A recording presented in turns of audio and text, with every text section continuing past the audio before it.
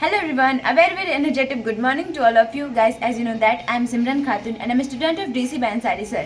Guys तो आप लोगों को पता है कि हमारे डीसी में अभी प्रीपोजिशन वर्ड की सीरीज चल रही है। बहुत सारे टॉपिक है जिसका दी एंड हो चुका है। तो डीसी आप लोगों को समय समय पर आप लोगों की ज़रूरत की सारे कंटेंट देता रहता है। तो अभी हमारा प्रीपोजिशन सीरीज चल रही है जिसमें से बहुत सारे प्रीपोजिशन वर्ड खत्म हो चुका है। तो आज का हमारा टॉपिक है प्रीपोजिशन ऑन। इसका यूज़ हम कहाँ कहाँ पे और कैसे कैसे करते हैं, आइए देखते हैं।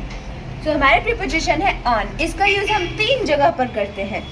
तो वो 3 जगह कौन कौन है और कहाँ कहाँ पर करते हैं, आइए हम लोग डिटेल्स में देखते हैं। तो प्रीपोजिशन ऑन का फर्स्ट यूज़ है जब किसी सेंटेंस में ऊपर या पर या रखा हुआ होना आए तो वहाँ पे हम प्रीपोजिशन ऑन का यूज़ करते हैं। यानी कि कोई भी चीज़ हो, जैसे कि एक बड़े ऑब्जेक्ट के ऊपर एक छोटे ऑब्जेक्ट यानी वस्तु का रखा होना, जैसे कि टेबल है उसके ऊपर ग्लास रखा है या बुक रखा है या फिर बेड के ऊपर फ़ोन रखा है, यानी कोई बड़ा ऑब्जेक्ट हो और उसके ऊपर कोई छोटा सा ऑब्जेक्ट रखा हुआ हो तो वहाँ पे उस ऊपर के लिए हम ऑन का यूज़ करेंगे। या फिर पर आए या फिर रखा हुआ होना आए, इन सब में से कोई भी वर्ड आए किसी सेंटेंस में तो वहाँ पे हम प्रीपोजिशन ऑन का यूज़ करते हैं। सो आइए इसे एग्जाम्पल से समझते हैं।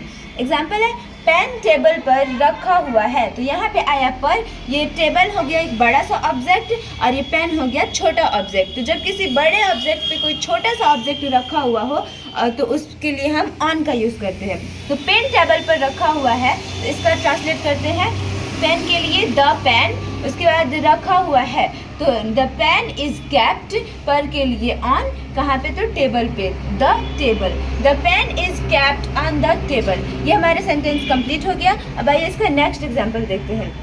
रोहित हाथी के ऊपर बैठा हुआ है।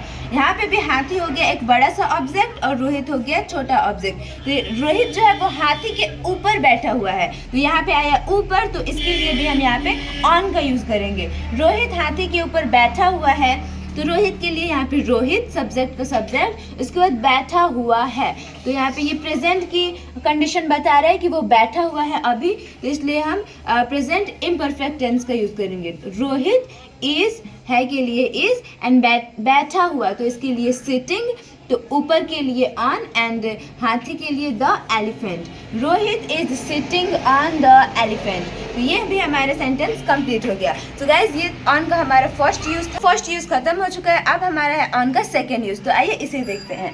ऑन का सेकेंड यूज़ है जब किसी सेंटेंस में डे या डेट बताया जाए तो उसके पहले हम ऑन का यूज़ करते हैं। जैसे कि कोई बोलता है कि रविवार को मैं वहाँ जाऊँगा, सोमवार को इस टाइम, यानी कि डेट या फिर दिन के बारे में कुछ भी बताया जाए तो वहाँ पे हम ऑन का यूज़ करते हैं। जैसे एग्जाम्पल से और अच्छे से समझते हैं, मैं रविवार को आया। तो रविवार एक डे बता रहा है, दिन बताया जा रहा है कि मैं रविवार को आया, तो यहाँ पे भी हम ऑन का यूज़ करेंगे। तो मैं सब्जेक्ट का सब्जेक्ट आई, उसके बाद मैं रविवार को गया, तो गया ये हो गया पास्ट इंडेफिनिट टेंस, तो इसके लिए आई, और जाना का गो का सेकेंड फॉर्म वेंट, उसके बाद दिन के लिए ऑन का यूज़ करते हैं। तो आई वेंट ऑन रविवार का Sunday, I went on Sunday, मैं रविवार को गया। ये भी हमारे सेंटेंस कंप्लीट हो गया। अब इसका नेक्स्ट एग्जाम्पल देखते हैं। यहाँ पे है वह 10 अप्रैल 2024 को आया। यहाँ पे भी हमारा डेट बताया जा रहा है 10 अप्रैल, यहाँ पे दिन बताया जा रहा था, यहाँ पे डेट बताया जा रहा है कि वह 10 अप्रैल 2024 को आया। तो यहाँ पे भी हम ऑन का यूज़ करेंगे इसके लिए। तो पहले वह सब्जेक्ट है तो इसके लिए ही, उसके बाद आया, तो आना का सेकेंड फॉर्म होता है कम का कैम, तो यहाँ पे कैम लिखेंगे।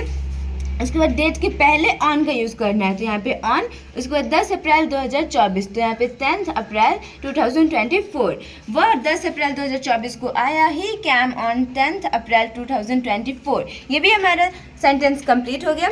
सो गाइज ऑन का 2 यूज़ हो चुका है। अब हम देखेंगे ऑन का third use. So guys on का हमारा थर्ड यूज़ है किसी तरफ, यानी कि जब हम किसी साइड का बात करें, किसी तरफ, जैसे दाईं ओर, बाईं ओर, वह दाईं ओर खड़ी है, वह बाईं ओर खड़ा है, वह दाईं ओर जा रही है, यानी कि किसी साइड का बात करें तो वहाँ पे भी हम ऑन का यूज़ करते हैं। तो आइए इसे देखते हैं। किसी तरफ, इसका इंग्लिश हो गया सर्टेन साइड, यानी कि कोई निश्चित किसी साइड का बात किया जा रहा हो तो वहाँ पे भी हम ऑन का यूज़ करते हैं। जैसे एग्जाम्पल से समझते हैं, मैं दाईं ओर खड़ा था, तो यहाँ पे भी आ रहा है दाईं ओर, यानी कि ये निश्चित बताया जा रहा है कि मैं दाईं ओर ही खड़ा था, था, तो यहाँ पे भी हम ऑन का यूज़ करेंगे।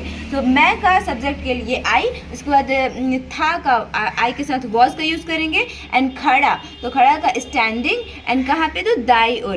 तो ये साइड के पहले हम ऑन का यूज़ करेंगे, तो ऑन राइट साइड, मैं दाई ओर खड़ा था, I was standing on right side. ये भी हमारा सेंटेंस कंप्लीट हो गया। अब आइए इसका एक नेक्स्ट एग्जाम्पल देखते हैं। मैं बाईं ओर खड़ा था, यानी कि बाईं ओर या फिर बाईं तरफ जो भी है, इसके लिए हम ऑन का यूज़ करेंगे। तो मैं का सब्जेक्ट आई, उसके बाद था के लिए वॉज का यूज़ करेंगे, एंड खड़ा के लिए स्टैंडिंग, एंड बाईं ओर तो ऑन लेफ्ट साइड। तो गाइज ये था हमारा ऑन का 3 यूजेस। सो आई होप कि आप लोगों को ये पूरा अच्छे से समझ आया हो, और इसे आप लोग अपने कॉपी पे नोट कर लीजिए। एंड डीसी आप लोगों को समय समय पर आप लोगों की ज़रूरत के सारे कंटेंट देता रहेगा। तो अगर आप लोगों को अपना इंग्लिश और भी इम्प्रूव करना है, तो आप लोग प्रैक्टिस पे पूरा फोकस कीजिए।